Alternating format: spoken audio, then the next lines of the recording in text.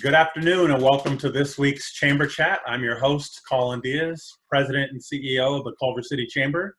And I am joined this week by Candance Simmons, who among other things is the owner and operator of All That and More Boutique, but is also the 2019 Ambassador of the Year, Women in Business, Founder Honoree, and the 54th Assembly District Representative for Small Business of the Year. So it was quite a 2019. I'm going to go out on a limb and say that 2020 has probably been a little bit different for you so far. Yeah, so far. But if I can hang on to all of 2019, I am good. I completely hear that. Well, thank you for joining me today. And for those that don't know, Candance's business is in the small business retail space, and wanted her to join us today because she is, at least for Culver City, one of the first businesses to be able to open her doors with one of the recent orders last Friday on May 8th. So now that you're about a week into the process, how has that been, and what would you say has been the greatest challenge? Actually, we'll take a step back. Talk about the pandemic. What has it meant for your business, your clients? How have you adjusted to that? Well, I think the pandemic, and I probably speak for everyone, every sector, I liken it to being in a fight and getting gut punched. So it was one of those things where I think from a personal and a retail perspective, it came out of nowhere, and it just kind of took the wind out of everything that I had originally set in place as a result of 2019 and moving into 2020. Clear vision for 2020 has changed to COVID-19, and what are you going to do about it? Very, very true.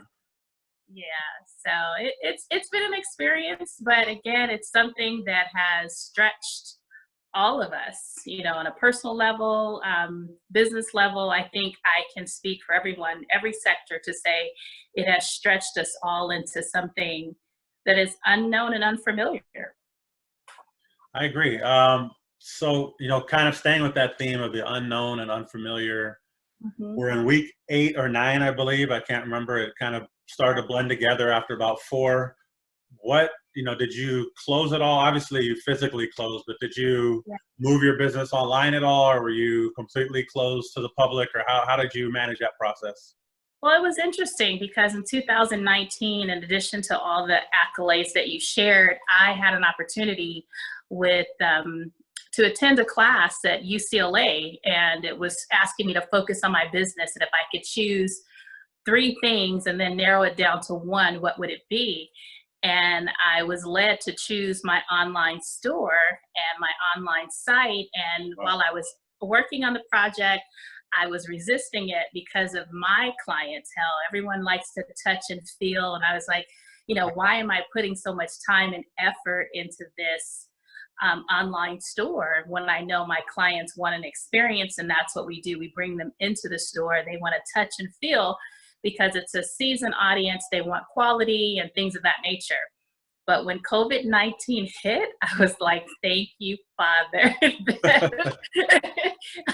You led me to focus on my online store. And so with that being said, now it's a matter of trying to have my clients go from bricks to clicks, to click online and shop, because it requires a different level of engagement to take a seasoned person who wants to touch and feel it. I've had to have more virtual conversations and chat groups and things of that nature to really describe what this top would look like and what you would experience just having them click online. It's just not the same for an audience that wants quality and needs to know that their money is being spent in a way that matters most to them. That makes a lot of sense. So would you consider the last couple months to be the exception or the rule, moving forward? What does retail look like, do you think? I mean, you've got a whole week under your belt, which during this period is about a year in the season. So what does retail look like to the consumer? What does it look like to an owner such as yourself?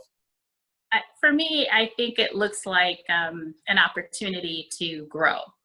and grow in my engagement in terms of how I engage with my clients, how I educate them on what it is that we offer and carry. I think going forward, retail is going to look like engagement on all different levels. You have to stimulate the eye, you have to stimulate the ear, what they're hearing, what they're seeing, and you really have to do it. And fortunately, we're in an era where we have things like Zoom, Facebook groups that just started yesterday, and we have Zooms, and we have all these things where I can have a personal conversation. What I had to do during those weeks in which we were closed is I had to go virtual. And so contacting my clients, I'm so thankful I have an email list and I have a community that actually opens my emails and they read them. But I've always had for the past, I won't say always, but I've had for the past 8 years video. And a lot of my clients would see what I was wearing through video. So my videos have gone into a little bit more detail, more so in line of what it is that I'm offering, educating them about the fabrics, educating them about the fit.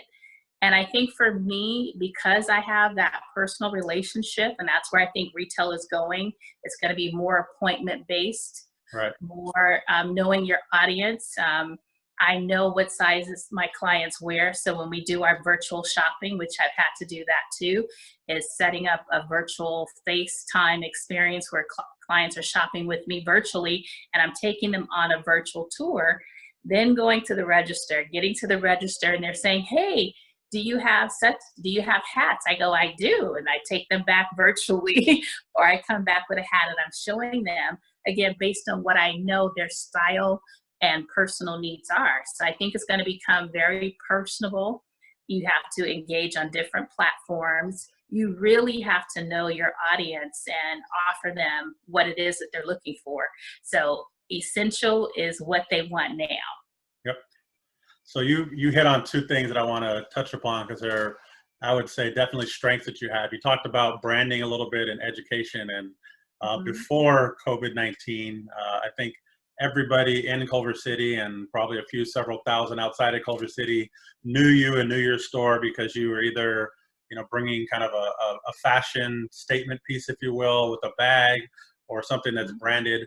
And then from the education standpoint, obviously educating your customers and prospects of what the experience would be like, but also on the steps that you're taking to maintain a safe work environment. So take me through what, the branding initiative moving forward and your education piece looks like.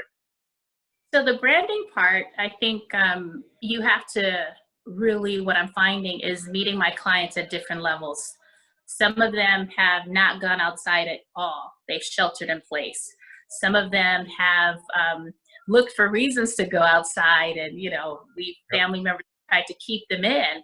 So opening up, that was really, I really struggled with that personally because I know the season level of my clients and they're most susceptible to COVID-19. So I knew that if I said my doors were cracked, they were going to try and find a way to get in and wiggle in. And still, in my videos, I said to them, listen, we're opening up curbside pickup only. We offer drop-offs, we offer shipping, and please shelter in place. But I know if they were going out for essentials, they were going to try and stop by. So a part of the brand for any business is really know your customers, know the season that we're in, and find ways to educate them on what it is that you're going to do. So when I go live and I'm touching my cell phone, I get messages where my clients are like, did you wipe off your cell phone? And so I'm showing them, no, I have Lysol here. It's just me and my business. And yes, I'm wiping off my phone like every hour or so. I am sanitizing. I have gloves that are here. And again, this is for curbside pickup. When my clients arrive and they don't have gloves on, I'm giving them gloves to say, hey, here, take some disposable gloves with you, right. Letting them see me cleaning, the handles of the doors as I open them and things of that nature. I think folks are going to want to see it. Yep. They want to experience it. They want to know that you're protecting yourself as well as them. And it's educational. It's fluid, so what's required today may be more required tomorrow, but I have to stay abreast of how things are changing. The try-on process, that's going to be heavily impacted.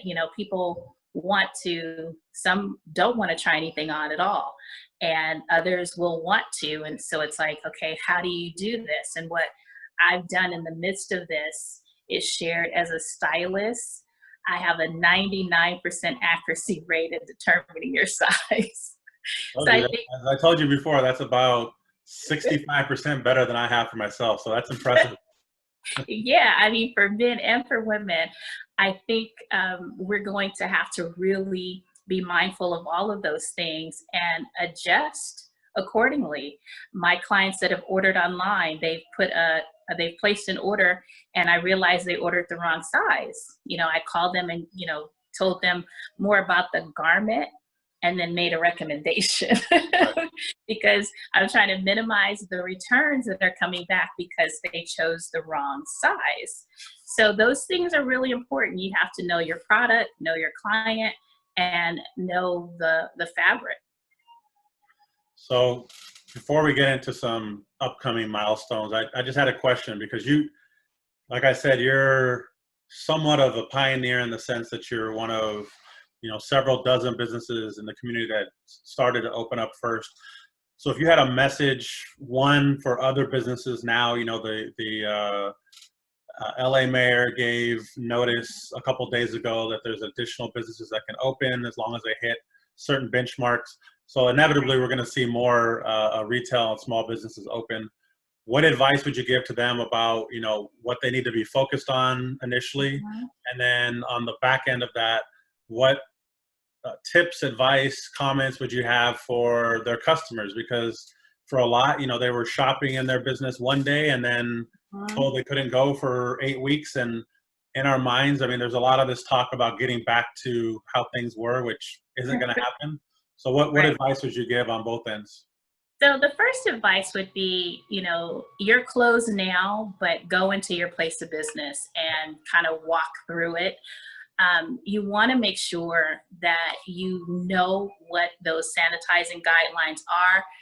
Clean your building, clean everything. Even though it's been a month and you haven't been in it, the dust is settling and all of that. So you need to go through your place and do a walkthrough and do a thorough cleaning of your place for yourself as well as your employees that you're welcoming back in. Then you need to go and find out what are the requirements, what is it for sanitizing purpose.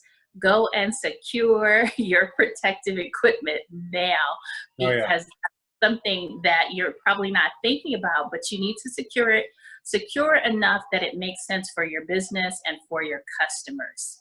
And then you have to go through and create the scenario of what it's going to look like. I know when I opened, I did the walkthrough, I put everything in writing, I let my associate know that, hey, it's just going to be me. I'm going to walk through this whole process initially and do all the touch points and steps that I had in writing. And there were some that I missed, so I had to go and add those. Then I thought about my customers' experience and what I thought would be great for them, that they would just come, drive up, text and call me and say that they're here. But they're not doing that. They're coming in, they're tapping on the window. I called them, I said, your items are there. And I had one experience that I hadn't anticipated, which was someone, they wanted to literally window shop. So what do you do when someone comes up and you are saying, hey, this is what we can do, and they're asking you to do something different? How do you protect them, protect yourself, protect your employees? In that scenario, I just said, okay, but I need you to stay there.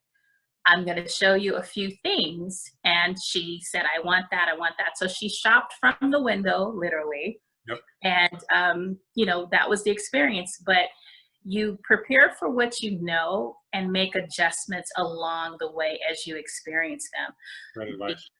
Yeah, the interesting thing about it is that, no one knows your business as well as you do. No one knows your clientele as well as you do. So you are going to get these general guidelines, and some are very detailed, but the other ones you're going to have to adjust accordingly, according to your clients, the service you provided, and what you know they expect. So that would be my advice. That's really, really great advice.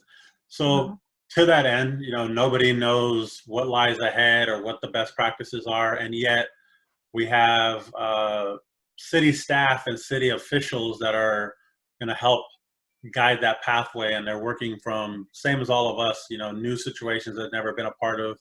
We have a task force that we've had in place for a little over a month, and the city's starting to form a task force as well. And ultimately, we have the same goal of informing each of our industries and each of our business sectors how to best open, how to do so in a safe and thoughtful way, how to communicate that to their employees, how to communicate it to vendors and to staff or to customers. So if there was any advice or red flags you'd point out to the city, what would those be, as far as, hey, we need to be cautious of this, or whatever that might look like? Yeah, I would say really to the city is like, really the task force that you guys have created are great.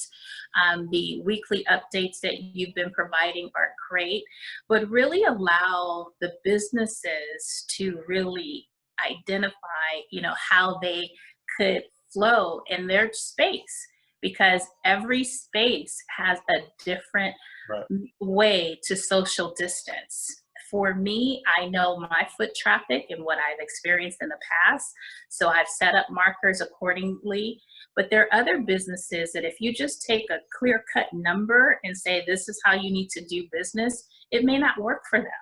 So if the city gives us some general guidelines and allow us to do best practices for our business, for our space, I think we would really have a sentiment that says we're in this together, versus here's what you need to do based on this blanket number, because my space is pretty broad, it's pretty open.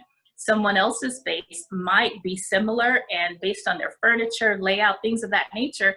So you can't just give us a dry number to work with. Really allow us to have a understanding or know us well enough to know that we can look at our business based on the guidelines you've given us, and we will protect ourselves and protect our clients. So essentially, you want the rough parameters to work in as far as the baseline of what needs to be done, but offer the flexibility to do what makes sense for your business within that. Exactly. One other thing that I want to say as far as advice to someone opening up is go into your business knowing that the vendors that you have had in the past may not be there. True. And manufacturers have, shifted things, but relationships that you have, form the relationships that you have. I want you to focus on going deeper in those relationships. And I think that's what's really helped me, is that I have established relationships with my clients, relationships with my vendors, relationships with my neighbors. Those relationships will help you make the transition. Because for me, and also never say never say that you're not going to do something.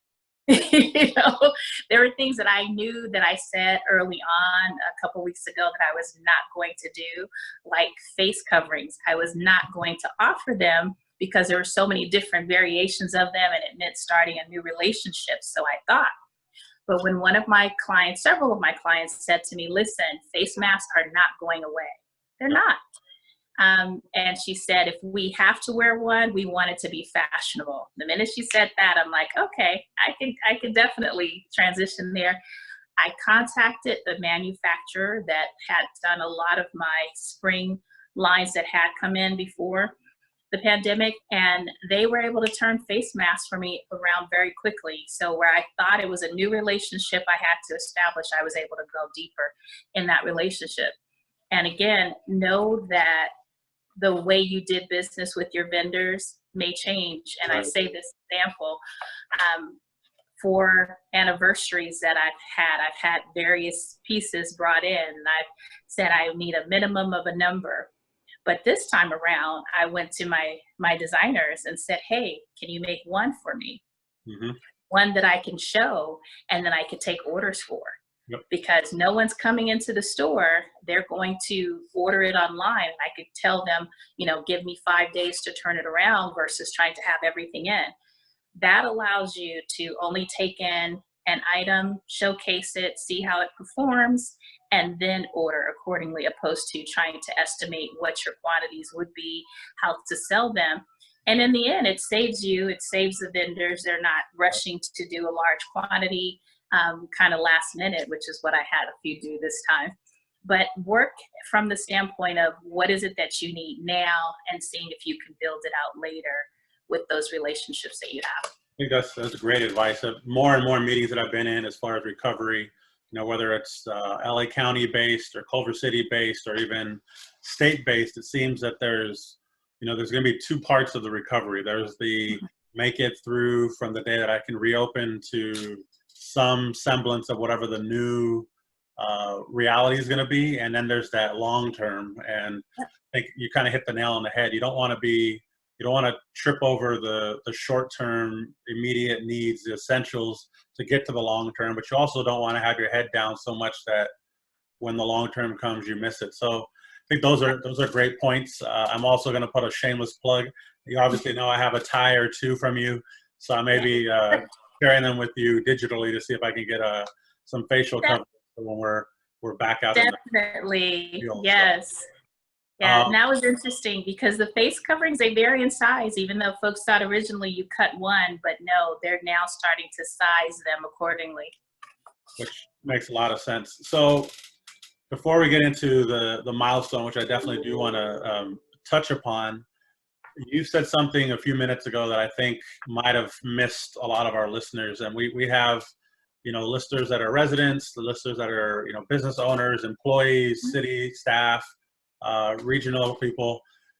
You talked about diving deeper into the relationships that you have. And I don't think you somewhat undersold the level of communication that you had, even when you were completely closed and couldn't do really anything physically with your clients. You were communicating with them. You were, building that relationship. You were, in some cases, a counselor. I'm not suggesting that people do that for their clients, but I think if you could underscore a little bit more, even for those, let's say the ones that haven't even started that process, what would you say is a good starting point to go back to who they've done business with in the past? I think one thing that I know personally when I've reached out to someone is don't make an assumption that they're okay and they're ready to do business. Some of my sales reps, the first thing I ask them is, hey, how are you doing? Right. And I listen accordingly to how they're doing and I proceed accordingly. And in one case, I've had to say, I called to check on you. I definitely have some things I'd like to go over with you, but now it doesn't sound like it's a good time. And she said, thank you. You're one of the persons that have really understood and respected that. And there were others, even as I've gotten emails where, folks have called and they just dive right back into a conversation. And I was like, wait a minute. You didn't even ask me how I was doing. Hold on a minute. So I think it's important, treat it like a relationship, from the standpoint of there's some niceties that you should not step over because you don't know what or how a manufacturer, a sales rep, a client has been impacted. So even though, our situation, we sent out emails, I was very sensitive to the frequency in which I sent them out. I was sensitive to how much clothing potential selling was included in it, and I even, taped some that were just me having a conversation, doing a check-in saying, how are you? And then scheduling some time to call them. Because again, your clients are, could be accustomed to you calling to place an order, but they need to know that's not why you're calling. You're calling to see how they're doing. Your vendors they want to know that you are concerned about them. Exactly. So being sensitive to where your clients, where your vendors, where your sales folks are. And unfortunately, in one case, my sales rep, she went from having 5 lines to no lines. None of her lines are coming back. And all of the spring orders that I placed with her, they're not shipping, nor the summer, nor the fall. Wow. So once I heard that, I just said, hey, continue to move forward. There's going to be other opportunities for you out there. So again, knowing how to have a conversation that shows that you're just not about yourself, that we're really in this together. I appreciate that. I don't want to take too much of your time, but I do have one final question, request, comment. So it seems like it's been 10 or 15 years, but it's really only been about 2 years. And if I remember correctly, when you joined the chamber 2 years ago, you were going into your eighth anniversary? Yes. And it was roughly this time of the year. So am I correct to say that you guys are soon to be celebrating 10 years? Yes, we are, Colin. And I need to back up a minute because I've been in this space. It'll be 10 years on Friday, tomorrow. I've been here in this space, and Culver City is where I live. It's where I work and where I play for many years. And I didn't join the chamber for a while. And if you guys have heard me, any acceptance speech, I always mention the chamber. In this pandemic, the chamber, Collins, what you've done, Lauren, what Monica, what your team has done, what the now mayor has done, and his wife, and just various folks that are here in the community that I've met through the chambers, from Stay Frosty Media, from Helms Flowers. I don't know that I would have navigated or felt like navigating this pandemic had I not been a part of the Culver City Chamber. And it is where I started to gather information. I remember we were sitting in a meeting when things started to roll out. And then I was at the California Mart when I started getting emails about changes that you guys are getting ready to do regarding the Good Morning Culver City breakfast, which those are all indicators to me like, this is serious, something is going on. And from there, the weekly meetings. If you're a small business owner or a business owner, and if you're not a part of the chamber and the city in which you do business, I believe there's some missed opportunities for you and your business, just in terms of direction and knowing where the city is going, knowing how you can contribute, knowing about the community that you serve. So to be 2 years into it, I don't know what I didn't miss, but that's gone. But I'm just looking forward to everything that the Culver City Chamber is doing, what the mayor is getting ready to do. I'm just in a place where, despite what hasn't happened for my business, I know what I set my feet to do in my business, that I'm supported. And I have resources to go and connect to find out, hey, how do I do this? How do I maneuver through here? What's going to happen? Colin, the questions that your staff has asked to say, what is it that you're in need of as a business? How is this impacting your business? What would you like the city to do? That, to me, allows me to say, hey, you're concerned. My voice matters. My business, be it a smaller micro business, however you want to look at it, it matters. So I appreciate it. I'm sorry? That it's a mighty business. Yes, it's a mighty business. I appreciated that, and I'm so happy to be a part of the chamber, and I'm so happy to be to look forward in the recovery efforts and to make plans to build my business beyond. And what I will say, interestingly enough, you guys, your relationship with your landlords really matter. Yep. Those conversations are really important. And Colin, I don't know if I shared this with you, but when the pandemic hit, I had just signed my lease for another 5 years here in Culver City. I don't even know if the ink had dried. The ink hadn't dried. I think I got it via a FedEx letter that I came and picked up later. But it was one of those things where I was like, did I do the right thing? But, now that I'm back, and even throughout the process, I always say, hey, I could look at it this way or look at it that way. Right. But I'm looking at it from the standpoint of where I am, what I've committed to do, and what I need to do to move forward, and helping as many people in the process as I can. Well, I think that's phenomenal. I appreciate the kind words about the chamber, because that really is the reason we exist.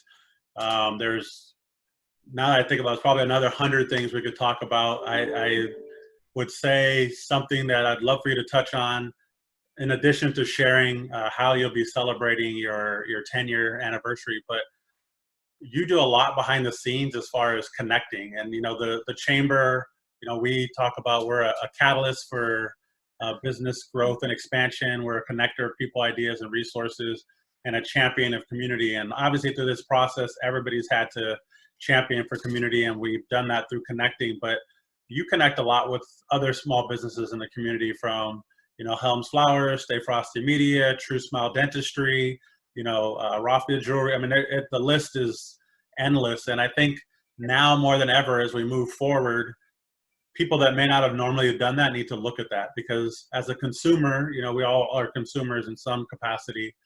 It's going to be important for people to realize, A, you're taking the right steps as a business to create a safe environment. But they also, now more than ever, also looking at shopping local, supporting local. And I think my hope for our business community that'll help us continue through is that more businesses look at partnering. It doesn't even necessarily have to be with competitors in their own industry, but with other industries where they could, put together programs or offers or things that get people back to supporting local and growing our local economy. So I thank you for your work on that. But I also want to give you a chance to, this is your no longer soft sale, but plug the store, plug your anniversary celebration. Let's hear, what are you doing? How are you celebrating? How do you celebrate 10 years virtually? Well, it's interesting because, like I shared earlier, thinking when you're going into your store, think about your customer, think about what you offer them, and think about the experience you provide. So my 10-year anniversary, while we were at home, I was thinking, there's no sense in planning for it. I'm not going to do anything. They're going to release this on the 15th. And if anything, I would have gone in and cleared out the dust. Right. But to know that I'm a week in, and I got in and got everything squared away, and I'm getting excited again, because I'm like, 10 years in one location is no small feat. No. And I love celebrating. So for my 10-year anniversary, like I've done over the last, each year. I feel like I need the drum roll. I know, drum roll. Yeah, exactly. So we're going to have a virtual celebration. So my clients will be able to join me on Facebook Live. I'm going to be broadcasting on my Facebook Live page, on my Instagram page, which is all that, the letter N More Boutique. And I'm going to be broadcasting on those platforms live. We're going to have a virtual fashion show in Zoom. So folks will have to register to become a part of that. And we'll put that out for you to register. So you can register from 2 to 5 on Saturday. I have 3 commentators. One is a celebrity. And if you have heard the All That and More theme song, there could be a sing-along. So if you want to, hear it, listen to it, and kind of get the words down. Putting it out there for our Stay Frosty friends. Exactly, because they know it. Jason and David, they know the song. So we're going to have a sing-along. I'm going to be changing into a few things to give you a virtual fashion show. But I also have contacted Raffia Jewelry, and she's made some necklaces that we will be showcasing that definitely reflect our brand and our store. I contacted another jewelry designer, Beth Kutka, who has also made some anniversary pieces for us as well. So we're going to have a pre-anniversary celebration, and we're going to do it virtually. And because it's pre, my symbols will be more of a 5, having to do with the number 5, which represents the next 5 years that I've committed to be in this space for Culver City. But I also have a 2 option too, so I can go another 15. And then later, once we're able to open up with some type of social distancing or something, we'll look at planning a celebration where folks can come in store and have an experience.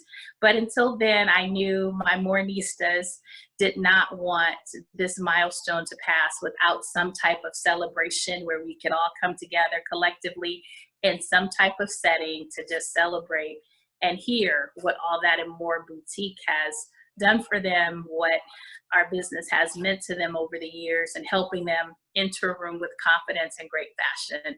And so that needs to be celebrated.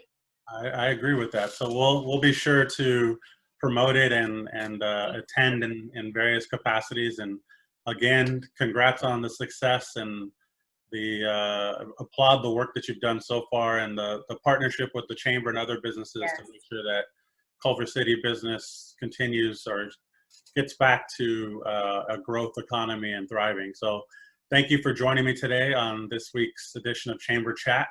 We'll put it at the end of this as well, but if people want to come and visit your store digitally, how would they do that?